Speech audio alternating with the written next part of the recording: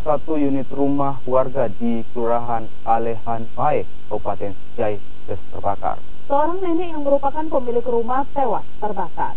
Kebakaran yang terjadi Senin pagi ini diduga akibat meledaknya tabung gas LPG 3 kg dari dapur pemilik rumah.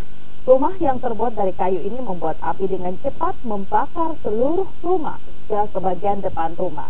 Usai api dipadamkan, nenek yang berusia 60 tahun yang diketahui sebagai pemilik rumah ditemukan tewas terbakar.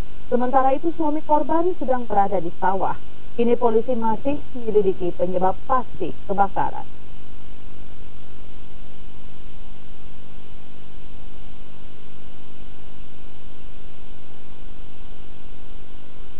Pas kejadian, kami ini kan ada di sawah. Nah, istrinya yang tinggal di rumah dalam kondisi yang tidak bisa bergerak, akhirnya Tuhan memanggil mereka dengan kondisi yang seperti itu. Mudah-mudahan mereka diterima segala masalahnya dan ini Tuhan sudah mentakdirkan beliau dalam kematiannya seperti itu.